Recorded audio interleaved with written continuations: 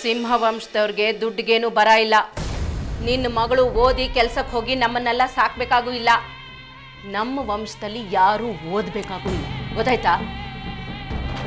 ತಗೊಳ್ಳೆ ಮಂಜರಿ, ಕುಡಿ ಇದನ್ನ.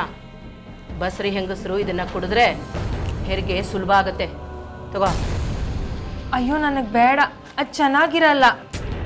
ಜಾಸ್ತಿ ನುಲಿಬೇಡ, ಬಾಯ್ ಮುಚ್ಕೊಂಡು ಕುಡಿ. ಈಗಾಗಲೇ 3 ಮಕ್ಕಳು ಹುಟ್ಟೋಕ್ಕಿಂತ ಮುಂಚೆನೇ ಕಳ್ಕೊಂಡಿದ್ಯಾ.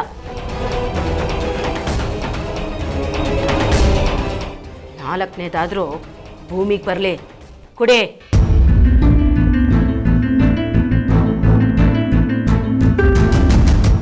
ಏನ್ ನೀನಿನ್ನೂ ಇಲ್ಲೇ ನಿಂತಿದ್ಯಾ? ಹೋಗೋಗು, ಕೆಲಸ ನೋಡು. ನಿನ್ನ ಮಗಳಿಗೆ ಅಡಿಗೆ ಕೆಲಸ, ಮನೆ ಕೆಲಸ ಎಲ್ಲ ಹೇಳ್ಕೊಡು. ಓದಿದ್ ಸಾಕು. ಜಾಸ್ತಿ ಓದಿದ್ರೆ ಮದುವೆಗೆ ಗಂಡು ಸಿಗಲ್ಲ.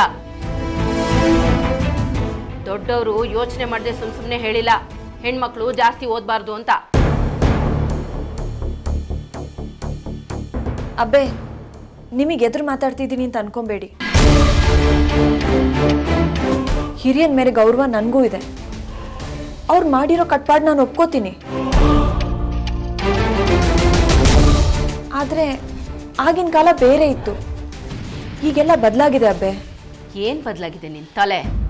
ಈಗ್ಲೂ ಹೆಣ್ಮಕ್ಳೇ ಹೆರೋದು. ಹೆಣ್ಮಕ್ಳು ಹೆರೋದನ್ನ ಎಲ್ಲಾದ್ರೂ ನೋಡಿದ್ಯಾ ನೀನು? ಹಾಗಲ್ಲ ಅಬ್ಬೆ. ಓದಿ ಒಳ್ಳೆ ಅಂಕ ತಗೊಂಡ್ರೆ ನಿನ್ನ ಮುಂದಕ್ಕೆ ಓದಿಸ್ತೀನಿ ಅಂತ ಪ್ರೀತಿ ಹೇಳಿದ್ದೆ. ಅವಳವಳ ಮಾತನ್ನ ಉಳಿಸ್ಕೊಂಡಿದ್ದಾಳೆ. ಈಗ ನನ್ನ ಮಾತು? ನೀನು ನಿನ್ನ ಮಾತು ಏನೋ ಹುಡುಗಾಟದಲ್ಲಿ ಹೇಳಿರ್ತೀಯ. ಅದನ್ನೇ ಇಟ್ಕೊಂಡು ಇಲ್ಲಿ ಬಂದು ಮಾತಾಡಬೇಡ. ಹೋಗು, ಹೋಗಿ ಕೆಲಸ ನೋಡು. ಅಬ್ಬೆ,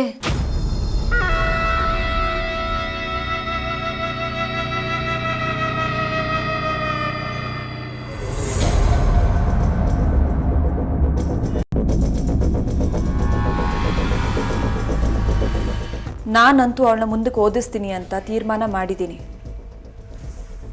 ಅದೇನೇ ಕಷ್ಟ ಬಂದರೂ ಓದಿಸ್ತೀನಿ.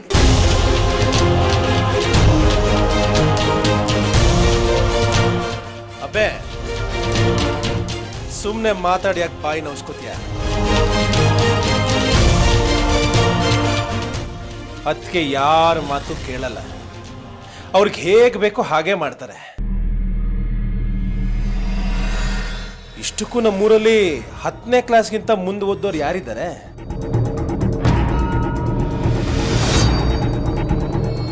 ಓದಕ್ ಶಾಲೆಯಲ್ಲಿದೆ, ಮೇಸ್ಟಲ್ಲಿದ್ದಾರೆ. ಅಂದಮೇಲೆ ಮಾತಾಡಿ ಏನು ಉಪಯೋಗ? ನಾನು ಹೇಳಿದ್ನಲ್ಲ, ಇದು ಈ ಮನೆ ತೀರ್ಮಾನ.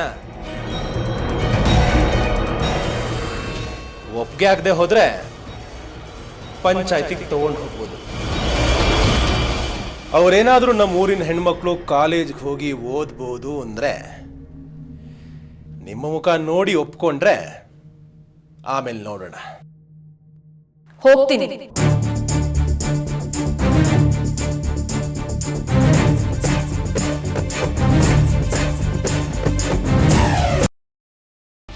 ಗ್ರೀನ್ ರೈಸ್ ಮಾಡುವ ವಿಧಾನ: ಮಿಕ್ಸಿ ಜಾರ್ಗೆ ಕೊತ್ತಂಬರಿ ಸೊಪ್ಪು, ಹಸಿ ಮೆಣಸಿನಕಾಯಿ, ಬೆಳ್ಳುಳ್ಳಿ, ಶುಂಠಿ, ಪಲಾವ್ ಎಲೆ, ಕಾಳುಮೆಣಸು, ಜೀರಿಗೆ, ಲವಂಗ, ಚಕ್ಕೆ, ಅನಾನಸು, ನೀರು ಹಾಕಿ ರುಬ್ಬಿಕೊಳ್ಳಿ. ಒಂದು ಪ್ಯಾನ್ಗೆ ಎಣ್ಣೆ ಹಾಕಿ ಅದು ಕಾದ ಮೇಲೆ ಜೀರಿಗೆ, ಈರುಳ್ಳಿ, ಕರಿಬೇವು ಹಾಕಿ ಹುರಿದು ರುಬ್ಬಿದ ಮಸಾಲ, ಉಪ್ಪು, ಅನ್ನ ಹಾಕಿ ಮಿಕ್ಸ್ ಮಾಡಿ. ಒಂದು ಚಿಕ್ಕ ಪ್ಯಾನ್ಗೆ ತುಪ್ಪ, ದ್ರಾಕ್ಷಿ, ಗೋಡಂಬಿ ಹಾಕಿ ಹುರಿದು ಕಲಸಿದರೆ ಗ್ರೀನ್ ರೈಸ್ ಸವಿಯಲು ಸಿದ್ಧ. ಅವಳು ಕೇಳೋ ಹಾಗಿದ್ದಿದ್ರೆ ಎಲ್ಲ ಯಾವತ್ತೋ ಸರಿ ಹೋಗ್ತಾ ಇತ್ತು.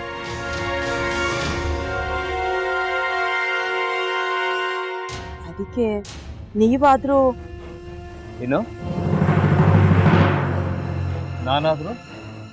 ನಾನಾದ್ರೂ ಏನತ್ತೆ?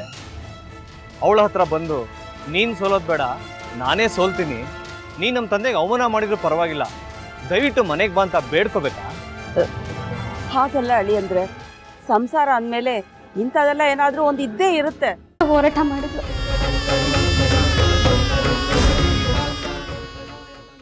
ಮಧುವಂತಿ ಅಕ್ಕನ ನ್ಯಾಯ ಸಿಗುವವರೆಗೂ ನನ್ನ ಮದ್ವೆನೇ ಮಾಡ್ಕೊಳ್ಳಲ್ಲ ಅಂತ ಪಣ ತೊಟ್ಟು ಕೂತಿದ್ಲು. ನಿನ್ನ ಪ್ರಾಣನೇ ಇಟ್ಕೊಂಡಿದ್ಲು ಕಣೆ ಅಕ್ಕ.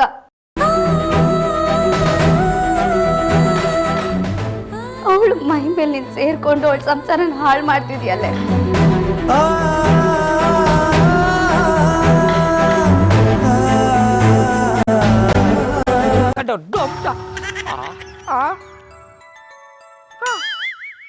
ಇದ್ಯಾವುದಪ್ಪ ಹೊಸ ನಂಬರಿಂದ ಫೋನ್ ಬತ್ತದೆ? ಆ ಫೋಟೋ ತಗೊಂಡವೇನಾದ್ರು ಬೇರೆ ನಂಬರಿಂದ ಮಾಡಿರ್ಬೋದಾ? ತೊಂದರೆ ಇಲ್ಲ, ಎತ್ತು ಬಿಡು. ಹಲೋ, ಏಯ್ ಪಟ್ಟಾಪಟ್ಟಿ ಚಡ್ಡಿ ಬನಿಯನ್, ಏನೋ ಮಾಡ್ತಾ ಇದ್ಯಾ? ಶಿವನೇ ಶಂಭುಲಿಂಗ, ನಿನ್ನ ಜೊತೆಗೆ ಮಾತಾಡ್ದವನೇಲಪ್ಪ. ಅಲ್ಲ ಶಿವ, ಯಾಕೆ ಹಿಂಗೆ ಫೋನ್ ಮಾಡಿ ನಂಗೆ ಜಂತುಳ ಬಿಡ್ತಾ ಇದೆ? ಏಯ್ ವಾಯ್ಸ್